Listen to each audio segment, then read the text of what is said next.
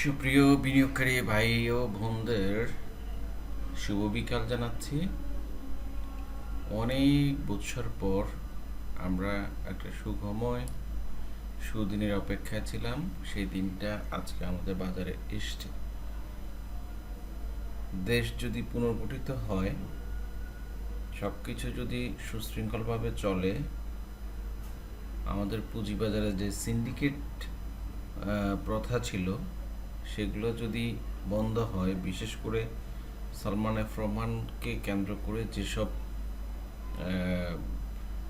আলোচিত ও শেয়ারগুলো সহ ওর যে সিন্ডিকেট প্রথা চালু করে ব্যবসা করছিল, ও ছাড়াও এখনও বিশেষ বেশ কিছুজন যেগুলো বর্তমান বিদেয়ী সরকারের আমলা মন্ত্রীরা, এরা যদি এবার একটু ক্ষান্ত হয় তাহলে আমরা কিছুটা মুক্তি পাই। তো যাই হোক, আমরা প্রায় 200 পয়েন্টসের একটা বাজার দেখেছি। গতদিন 115 পয়েন্টস পড়ার পরে আমি কিন্তু আপিল করেছিলাম যেন বাতিল করা হয়। আমাদের বাতিল করতে হয় নাই। গতদিন যদি সব শেয়ারের দাম পড়ে 3%, আজকে প্রায় 50% শেয়ারের দাম 9-10% বেড়েছে। তো এটা একটা আমাদের জন্য সুখকর ব্যাপার। 328টা শেয়ার দাম বেড়েছে, 60টা ডিক্লাইন করেছে, 9টা আনচেঞ্জড, যেগুলো এখনও ফ্লোরে রয়ে গেছে। তো ফ্লোর থেকেও শেয়ারগুলোকে বের করে ফেলা উচিত, এখন সময় এসে গেছে, আর ফ্লোর নয়। আর আমরা গত পরশু যে সরকারি আমলা মন্ত্রীদের একটা লিস্ট দেখেছিলাম, সেখানে আমরা দেখেছি আমাদের শিবলি রুবাইয়াত পলায়ন করেছে। তো ও পলায়ন করলে আমাদের বাজার সুশৃঙ্খলভাবে চলেছে, এটা একটা স্বাভাবিক মানে আশার বাণী, আমাদের জন্য আশার ব্যাপার। এখন চলুন আমরা টপ 20 দেখি। ট্রাস্ট ব্যাংক, উত্তরা ব্যাংক সহ বেশ কিছু শেয়ার যেগুলো আমাদের ইন্ডেক্সে প্রভাব ফেলেছে, জিপি সহ, স্কয়ার ফার্মা সহ, এগুলো সবগুলো শেয়ারেরই কিন্তু আজকে দাম বেড়েছে। তবে খুব রিসেন্টলি বাজার খারাপ অবস্থায় যেসব শেয়ারগুলো দাম বেড়েছিল, যেমন ওরিয়ন ইনফিউশন, দেখেন দাম বাড়েনি। ওরিয়ন ফার্মা দাম বাড়েনি। এশিয়াটিক ল্যাব দাম বাড়েনি। তারপরে আমি টেকনোট্রাক্সের কথা একটা পোস্ট দিয়েছি, আপনারা মাত্র 400-500 পিপল মনে হয় ভিডিওটা দেখেছেন।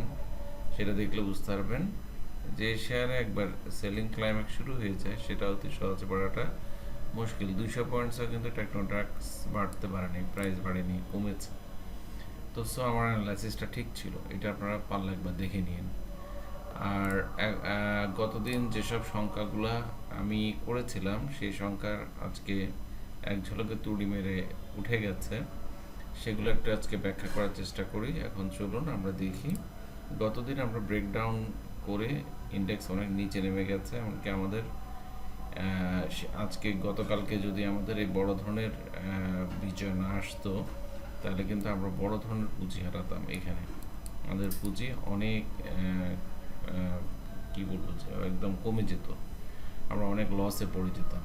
তো সেক্ষেত্রে আমরা আসলে দিক বিদিক শূন্য হয়ে যেতাম। সেটার থেকে আমরা উত্তরণ করেছি। আমরা যে রেসিস্ট্যান্স লেভেল ছিল 5335, সেটা প্লাস ছোটোখাটো যত রেসিস্ট্যান্স 5426 পয়েন্টসের বাজার উঠে গেছে। এখন তেমন রেসিস্ট্যান্স বলতে আমরা কিছু দেখি না। যে বড় ক্যান্ডেলে হয়েছে, এটা একটা বড় বিজয়ের কারণে হয়েছে, আর প্রত্যেক দিন এরকম বাড়বে এই প্রত্যাশা আপনারা করবেন না, আশা করি।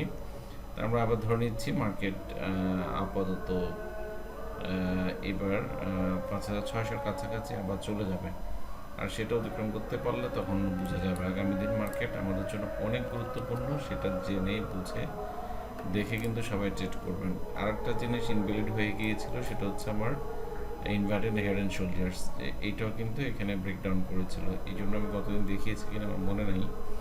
তো সেটাও আজকে আবার অ্যাক্টিভ হয়ে গেল। সেমভাবে সেম প্যাটার্নে অ্যাক্টিভ না হলেও আমি প্যাটার্নটা একটু চেঞ্জ করে দিতে হবে, কারণ দুইটা ক্যান্ডেল ক্রিয়েট হয়েছে এখানে অলরেডি। লাস্ট ক্যান্ডেলটা ধরলেও অলমোস্ট সেম, এখানে পরিবর্তন বলতে তেমন কিছু আসলে আসেনি। এই পর্যন্ত আমরা এটার অ্যাক্টিভনেসটা দেখব, সেটা হয়তো 2-3 মাস সময় লেগে যেতে পারে এই লেভেলে।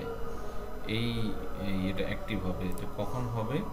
যখন আমরা দেখব এই লেভেলটা পার করছে 5,500 হচ্ছে এই জায়গাটায়, আপনারা এটা খেয়াল করবেন। আর 600 আমাদের যেহেতু রেজিস্ট্যান্স আছে, আর এখানে রেজিস্ট্যান্স হচ্ছে 5,500। তো আমরা খুব উত্থানের অনেক কাছাকাছি জায়গায় চলে এসেছি, এটা বলতে পারি।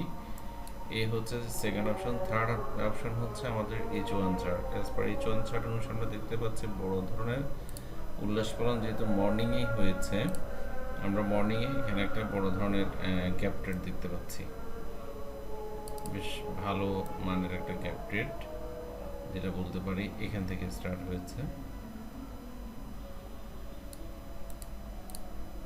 প্রথম ঘন্টার পরের ঘন্টা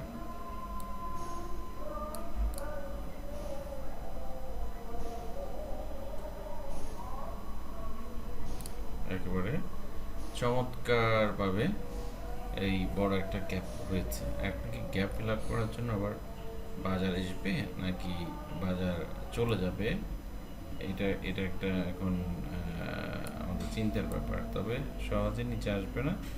আমাদের ডে চার্টে যে অপশনগুলো দেখিয়েছি সেগুলো ফিল আপ করার পরে হয়তো কখনো এখানে আসলেও আসতে পারে, সেটা মনে হচ্ছে না আমার কাছে কেন যেন এটা আর এসব জায়গায় আসবে। তো এখন চলুন আমরা টপ 20-তে কতগুলো শেয়ার হিট করেছে সেগুলো একটু দেখি উপরের দিক থেকে। ইকুইপেক্স, ইউএল, বারাকা পাওয়ার, এরকম যদি আমরা লিস্টটা দেখি সব 9%, 10%, 50টার উপরে তো হবেই। 7%, 6%, মোটামুটি বেশ ভালো একটা উল্লাস ফলন। আমরা একদিনে 3% যেটা হারিয়েছে, আজকে অনেকেই করেছে, কিন্তু কিছু দুর্ভাগ্যের শেয়ার আমাদের জন্য রয়ে গেছে, যেমন কোহিনূর গতদিনও তো হারিয়েছে, আজকেও হারিয়েছে। সোনার বাংলা গতদিনও হারিয়েছে, আজকেও হারিয়েছে। বিকন ফার্মার ক্ষেত্রেও একই ঘটনা। তারপরে লভেলো, এগুলো আগে বেড়েছে, এগুলো এখন পড়ার টাইম।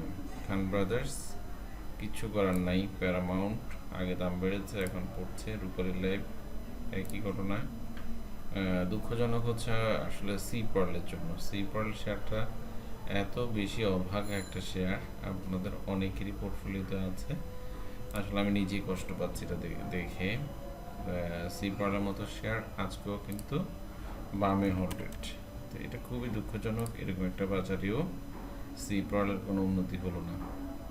তো এখনও আবার একটা লোয়ার লো হয়ে গেছে, কতদিন যেটা পড়েছে, এটা গ্রিন ক্যান্ডেল হলেও লোয়ার লো 68.60, এটা অনেক অনেক মানে এটা প্রায় 1 ইয়ার্সের মধ্যে লো বলা যেতে পারে। এখন এখান থেকে যদি আগামী দিন না বাড়ে, সেলিংয়ের যখন সুযোগ পাবেন না আপনারা, তাহলে আর বলার কিছু নেই। কিন্তু এত শেয়ার ভলিউম হচ্ছে, একটু সময়ের জন্য ট্রেডটা উল্টো দিকে যাচ্ছে না, এটা ভাবতে আসলে কষ্ট হচ্ছে।